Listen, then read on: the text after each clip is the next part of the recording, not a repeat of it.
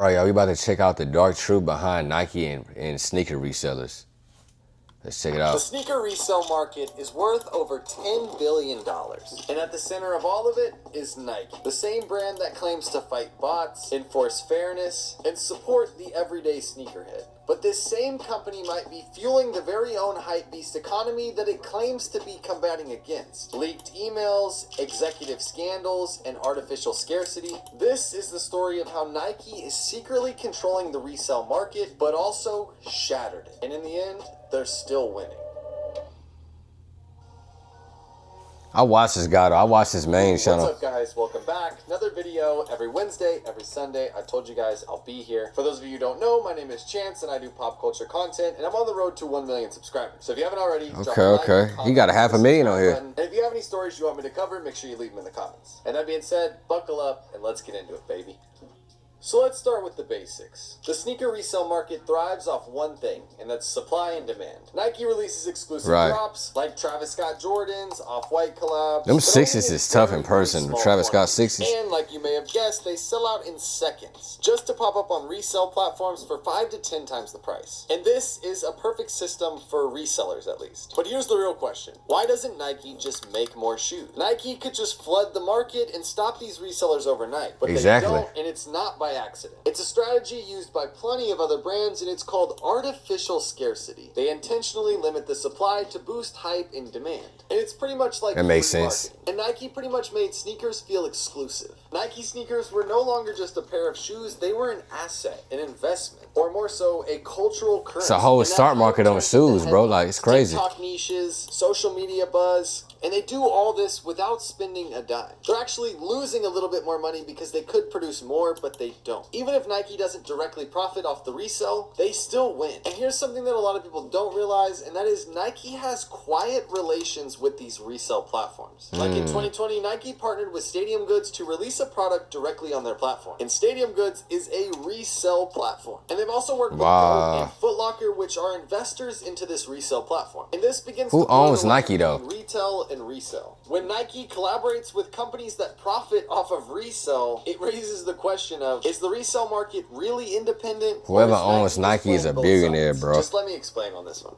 So, in 2021, a scandal blew up that gave the world a rare access behind Nike's curtain. And it all came down to one woman, Ann Hebert, Nike's vice president and general manager for North America. And she was actually forced to resign after her son exposed Nike. So, the article was about a kid named Joe Hebert. And Joe was running a massive sneaker resale I heard about this. Called West Coast Streetwear. And here he flipped exclusive Nike drops using bots. And on this article and his social media pages, he was flexing hundreds of thousands of dollars worth of exclusive Jordans. But the kicker was, he was using his mom's Nike corporate credit card to fund his business. And that was proven, but it wasn't proven how he was able to get his hands on so many pairs of these. Was he using his mom's discount? Was Nike backdooring and giving this kid access to hundreds of thousands of pairs of these Jordans? That was all speculation on how he got crazy. them, but he was confirmed that he was using his mom's credit card. But Nike claimed that his mom, Nike's vice president and general manager of North America, she didn't do anything wrong. They claimed that she didn't violate any company policy. But after this, their secret was out. Insiders have access, and they're cashing in. And during this time, sneakers were at their peak. And Nike was constantly promoting this sneakers app. And this was supposedly a fair chance for everybody. But many of us sneakerheads, everybody knows, like, this is kind of a joke. Like, the drops sell out instantly, bots win over and over, and loyal fans are left empty-handed just about every single time. I mean, this is a funny story. Back on these shattered backboard Jordan 1 3.0s, it's like the real glossy pair, the orange and black pair. I actually made 2 different Nike accounts on my same phone, and I tried to go with them on both, and I got permanently banned on both accounts. I thought I was slick. I got like 2 chances instead of 1 to get this shoe, but they caught me. But what they don't seem to catch is these resellers that get literally 500 pairs off the sneakers app. And no, that's crazy. I'm not kidding. Even Nike insiders admitted that this system was broken. In a very rare interview, sneakers execs admitted to a small fraction of users that actually ever win, and that the bot protection is pretty much a joke. Meanwhile, resellers keep winning. Now, does this seem like a coincidence or a part of a strategy? And in 2020 to 2021, the resale market peaked. It was at an all-time high. Sneaker resellers were earning more than your average day job. SneakerCon was at its full peak.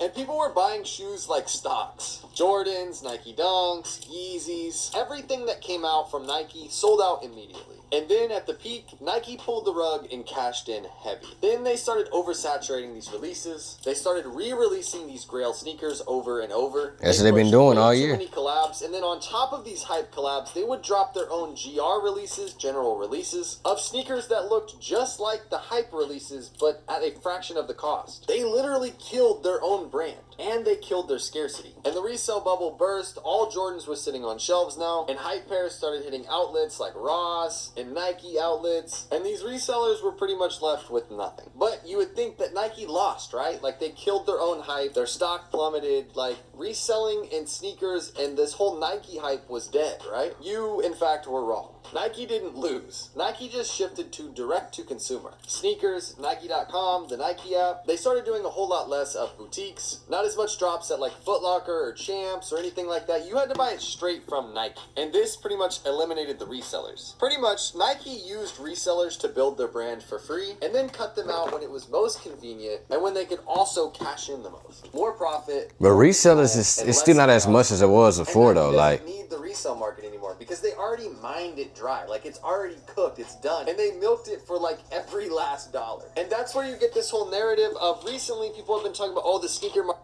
but with inflation right now, like, resale is pretty much dead, though, right? Because with inflation and everything being so high right now, this is the best time to be a sneakerhead because everything is dirt cheap. You know, everything that once was before, you know, these expensive shoes, a lot of these sneakers went down in value. So it's like, are the resellers really still winning right now? And then I heard Nike is making more pairs of these shoes so they can't resell. That's what I heard. When was this? Let me check. When was this video? Yeah, this is a month ago, so I don't know. Your market's crashed, it's tanked, it's horrible. But I honestly think Nike is starting to build it back up currently. Like, it's been crashed for a while. Like, for the past year or two, nothing has been reselling. Nothing has been, like, worth buying to, like, flip or profit. Exactly. But I think recently, in this past, like, month or two, Nike is slowly starting to build this back up again. Like, with the Jordan 4 white cements dropping, like, people are reselling those now. But I feel like now people are not going for Nike's whole scheme. So I'm anxious to see where this will go again. It went all the way up, and then Nike crashed it on purpose, and I think they're slowly starting to build it again, but they're gonna have to do it different this time. But this is a story of how Nike created hype and weaponized their own scarcity. They let insiders profit while also partnering with resellers, and then they crashed their whole system and profited more than ever. And this is the exact story of how Nike controls the entire resale market. And that pretty much concludes today's video. I hope you guys enjoyed this one. This one was pretty in-depth. I feel like I did a lot of research on this one, and this one kind of took me a while to kind of like curate together. But anyways, I told you guys every Wednesday, every Sunday, you know, I'm back twice a week. Sometimes it gets hard. So if you haven't already, drop a comment of anything you want me to cover. And I'm here for you guys, and I love you guys. Even if my videos don't perform as well as I'd like them to, sometimes they absolutely tank. But I'm still thankful of the people that stick around, regardless of if they like the video or they're curious or they just watch everyone just because it's my Some good information. I didn't know about this. Those people that are like my little diehard fan base. I love you guys. And thank you to everybody who stuck around at the end of the video. And if you guys haven't already, follow my Instagram right here. I try to post on there every day, like stories like these. Like all the stories that don't really make the cut for YouTube or I can't curate into like a 10-minute video. Those go on my Instagram Reels and my TikTok every day. So if you haven't already, follow those. And that being said, I love you guys so much. And we will see you on either Wednesday or Sunday. I don't even know when I'm recording this. So we'll... This is dope, though. Yeah, I feel like, I mean, now it's like, yeah, the whole reselling thing is I mean, I still see it a little bit with certain shoes like the Kobe 6 Total Oranges, and, you know, like, what are the shoes? The Undefeated Force is probably going for sure resale, but the Foam Posits, Jordan 4 White Cements, a lot of those is dirt cheap right now. Black Cement 3s. They released last year. Like, they're not going for nothing, bro. They're not going for nothing. So I think, yeah, I just think the reselling with inflation, not everybody can buy the shoes that they used to. So I feel like that plays a part into it too. But y'all let me know what y'all think down in the comments about everything he said. Y'all feel like he was valid or what? Let me know, man. Roll to 5K subscribers, man. Y'all make sure y'all sub up. Y'all want to see some more shoe content. I'm probably gonna slow down on the blog just a little bit, just because I'm not gonna be really copping as much. I'm trying to save up for a new Mac laptop right now, so I'm trying to calm down on the shoe. I always say this when it comes to buying shoes, I'm gonna calm down on the kicks, which I know y'all know us shoe heads. Every time we say that, we end up buying more shoes. So, but I'm probably gonna calm down on the unboxings. I got a few more vlogs planned out, but I'm definitely gonna be on my reaction bag with this channel. We're gonna try to keep it shoe related, and then we're gonna try to react to some sports too, though. And from there, y'all just let me know what else I want me to react to. So next time we out.